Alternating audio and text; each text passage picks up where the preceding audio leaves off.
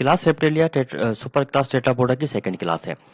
अच्छा, रेप्टिलिया का मतलब, रेप्टिलिया या रेप्टाइल का मतलब होता है टू क्रॉल और टू क्रीप। इसकी टर्म की मीनिंग बनती है टू क्रॉल और टू क्रीप, रेंगना या अपनी बॉडी को घसीटना।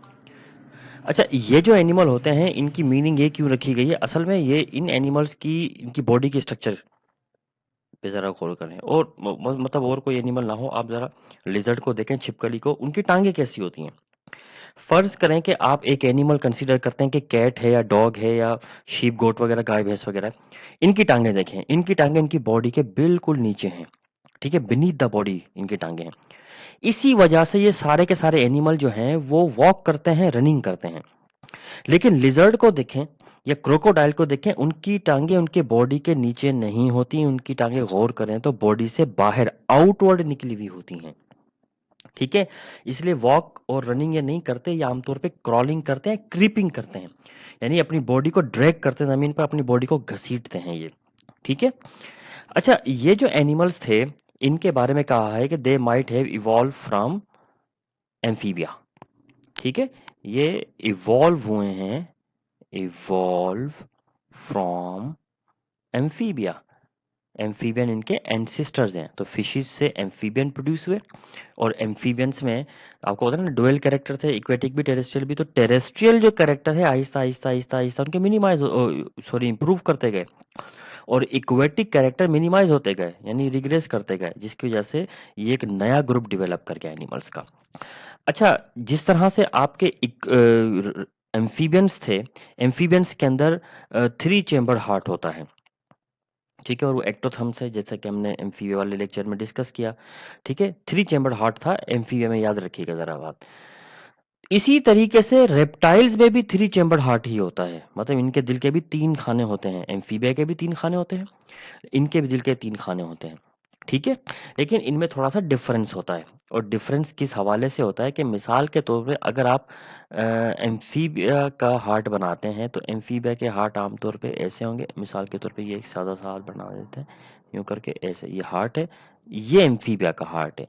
तो 2 एट्रियम, 1 और 2, और ये वेंट्रिकल हो गया, ठीक है।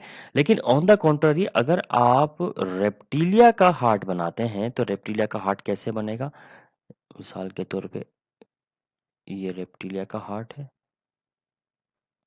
ऐसे, और रेप्टिलिया के हार्ट में ये ऐसे है, ठीक है। यानी एट्रियम दोनों ऊपर के, उनमें एट्रियो वेंट्रिकल सेप्टम कंप्लीट है, लेकिन इसमें देखिए एट्रियो वेंट्रिकल सेप्टम आधा डिवेलप है, मुकम्मल तौर पर डिवेलप नहीं है, इसलिए इनका हार्ट भी 3 चेम्बर हार्ट ही कहलाता है, ठीक है। लेकिन इन्हीं में एक एनिमल होता है जिसे कहते हैं क्रोकोडाइल। क्रोकोडाइल जो होता है 4 चेम्बर हार्ट होता है इसमें, 4 चेम्बर्ड हार्ट होता है क्रोकोडाइल में, ठीक है। क्रोकोडाइल टाइप के एनिमल जो एलिगेटर और क्रोकोडाइल, इनमें 4 चेम्बर वाला हार्ट होता है, बाकी सबके अंदर 3-3 वाला ही होता है। ये जो बीच में इंटरवेंट्रिकुलर सेप्टम है ना, ये उनमें डिवेलप होता है मुकम्मल तौर पर, बाकियों में किसी में भी डिवेलप नहीं होता। इन एनिमल्स की सबसे अहम खास बात, खास एडाप्टेशन जो इनको एम्फीबियन से बिल्कुल मुनफरिद और अलग और ज़्यादा एडवांस बनाती है, वो है the body is covered by epidermal scales. इनकी बॉडी के ऊपर एपिडर्मल स्केल्स होते हैं, ठीक है। स्केल्स का मतलब आपको पता है ना, कि एपिडर्मल स्केल्स, जैसे आप मगरमच्छ वगैरह को देखते हैं तो कैसे उसकी स्किन बिल्कुल हार्ड होती है, स्केल्स बने हुए होते हैं, तो सबके ऊपर किसी न किसी फॉर्म में स्केल्स होते हैं। तो इसका मतलब है इनकी अनकवर्ड बॉडी नहीं है, बाकायदा कवर्ड बॉडी होती है। और इस कवर्ड बॉडी की वजह से इनमें वाटर लॉस भी नहीं होता, ठीक है। ये अपनी हीट को अपने अंदर कंजर्व भी कर लेते हैं और बाहर के टेम्परेचर से अपने आप को महफूज भी रख लेते हैं। तो इसका मतलब ये हुआ कि इनके अंदर जो टेरेस्ट्रियल एनवायरनमेंट है उसमें डिहाइड्रेशन का भी इनको खतरा नहीं है, और इनको हाइबरनेशन और एस्टिवेशन करने की भी ज़रूरत पेश नहीं आती। यही वजह है कि इनको हम कहते हैं कि ये वो एनिमल हैं जो एम्फीबिया के मुकाबले में ज़्यादा एडवांस कैरेक्टर वाले हैं। स्टूडेंट, हालांकि ये भी एक एक्टोथर्मिक एनिमल्स का ही एक ग्रुप है, मतलब ये कोई ऐसे नहीं कि एंडोथर्म टाइप के एनिमल्स हैं, ठीक है। ये भी एक एक्टोथर्मिक टाइप के ही एनिमल्स का एक ग्रुप है, लेकिन just because of epidermal scales इनका टेम्परेचर वगैरह का काफ़ी हद तक मसला सॉल्व हो चुका है। ठीक है, तो यही वजह है कि ये बासानी टेरेस्ट्रियल एनवायरनमेंट में एक्सट्रीम टेम्परेचर के अंदर भी सर्वाइव कर जाते हैं। फिर दूसरी सबसे अहम बात ये कि इनके जो एग्स होते हैं, eggs are covered by leathery shell. ठीक है, एग्स जो होते हैं ये इनके कवर्ड होते हैं लेदरी शेल से, लेदर लाइक इनके ऊपर एक शेल बना हुआ होता है। इस शेल की वजह से इनके एग्स जो है ना टेरेस्ट्रियल एनवायरनमेंट में ड्राई नहीं हो पाते, वो सेट रहते हैं। इसीलिए अपने टेरेस्ट्रियल एनवायरनमेंट में ये एग लेइंग भी कर देते हैं। तो ये भी इनको बड़ा एडवांटेज है। ये रेत में अपने अंडे दे देते हैं और उनको फिर दफना देते हैं, बंद कर देते हैं उनको बिल्कुल इस तरह करके। फिर उसके बाद लेदरी एग के साथ-साथ इनके अंदर एग में एक मेम्ब्रेन पाई जाती है दैट इज़ कॉल्ड एमनियॉन। वो डेवलपिंग एम्ब्रियो को वाटर से प्रिवेंट करती है, पानी से बचाती है उसको। तो एमनियोटिक मेम्ब्रेन भी है, इसलिए कहा जाता है कि ये एमनियोटा ग्रुप से बिलॉन्ग करने वाले एनिमल हैं। वो तमाम एनिमल्स जिनके एग्स के अंदर एमनियॉन पाई जाती है, उनको एमनियोटा कहते हैं और जिनमें एमनियॉन नहीं होती, उनको एनएमनियोटा कहते हैं। एन एमनियोटा में आपके फिशेस आती हैं और एम्फीबियन आते हैं बस, बाकी सारे रेप्टाइल्स हैं, बर्ड्स हैं, मैमल्स हैं, ये सारे के सारे एमनियोटा ग्रुप के अंदर ही आते हैं, यानी सबके एग्स में मेम्ब्रेन होगी।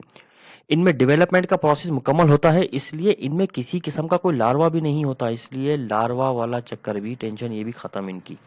नो लार्वा, इनमें डायरेक्टली अडल्ट पैदा होते हैं इनके एग्स से। तो ये भी एक इनकी ख़ास बात होती है, ठीक है? इनके वेल डेवलप लंग्स हैं, इसलिए इनके अंदर कोई दूसरा सप्लीमेंट्री कोई ऐसा ऑर्गन नहीं चाहिए होता इन्हें जो कि इनको ऑक्सीजन की सप्लाई कर सके। तो बड़े स्ट्रॉन्ग और वेल डेवलप टाइप के इनके अंदर लंग्स होते हैं। इसके अलावा इनमें फर्टिलाइजेशन का प्रोसेस भी इंटरनल होता है। मतलब इंटरनल फर्टिलाइजेशन का मतलब कैसे कि इनमें मेल जो होता है अपने स्पर्म डायरेक्टली फीमेल के रिप्रोडक्टिव ट्रैक्ट में डिपॉजिट करता है। ठीक है, रिप्रोडक्टिव ट्रैक्ट में डिपॉजिट करता है फीमेल के में और अंदर ही स्पर्म जाके ओवा को फर्टिलाइज करता है। इसका मतलब है ओवा जब बॉडी से बाहर आता है तो ऑलरेडी फर्टिलाइज ही होता है वो ओवा, तो इसलिए इनमें इंटरनल फर्टिलाइजेशन होती है।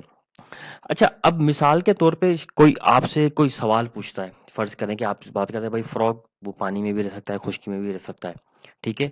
तो वो तो एम्फीबियन है, लेकिन सांप एम्फीबियन क्यों नहीं है? वो भी पानी खुश्की पे रह लेता है, मगरमच्छ भी पानी खुश्की पे रहता है, वो एम्फीबियन वो रेप्टाइल क्यों है? ये जो कैरेक्टर मैंने आपको बताए इसकी बेस पर आप ये ही जो जितने भी कैरेक्टर मैंने आपको बताए हैं मिसाल के तौर पे ये एग की कवरिंग वाला, सॉरी एपिडर्मल स्केल्स वाला, फिर एग्स हैं इसके अंदर और लार्वा प्रोड्यूस नहीं होता, इंटरनल फर्टिलाइजेशन, ये सारे जितने भी मैंने अभी तक कैरेक्टर आपको बताए ये कैरेक्टर अगर आप एम्फीबिया से कंपेयर करें तो उनमें बिल्कुल डिफरेंट हैं।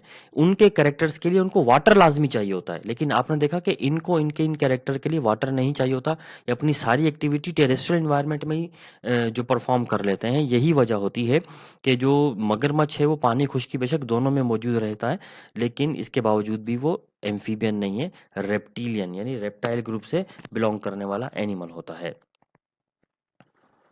अच्छा, इसके अलावा ये जो एनिमल्स हैं इनमें मतलब अगर उनसे के मुकाबले में कंपेयर करते हैं हम लोग एम्फीबियंस के मुकाबले में, तो सर्वाइवल की बहुत ज़्यादा एबिलिटी पाई जाती है, तो मतलब इनको इतना ज़्यादा एक्सटिंक्शन का खतरा ज़्यादा नहीं है। अच्छा, इन एनिमल्स में से सबसे फेमस जो एनिमल हुए वो थे डायनासोर्स। डायनासोर जो थे उन्होंने तकरीबन 150 मिलियन तक दुनिया पे रूल किया, हुकूमत की, और डायनासोर्स के बारे में कहानियाँ, ड्रामा, फिल्में आप सब देख चुके हैं। क्या थे, कैसे थे, कुछ कार्निवोर्स थे, कुछ उड़ने वाले थे, कुछ हर्बीवोर्स थे। तो डिफरेंट टाइप के डायनासोर्स के बारे में आप लोग पढ़ कर आए हैं और ये तकरीबन आज से 250 मिलियन साल पहले दुनिया में मौजूद थे।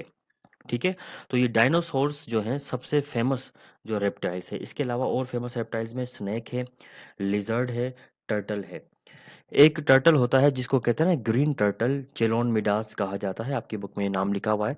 ये पाकिस्तान में पाया जाने वाला टर्टल है और ये दुनिया से एक्सटिंक्ट हो रहा है, खत्म हो रहा है। ये बड़ा कीमती किस्म का एक टर्टल होता है, चेलोन मिडास, ग्रीन टर्टल कहा जाता है इसको, और ये दुनिया से आहिस्ता आहिस्ता एक्सटिंक्ट हो रहा है अब।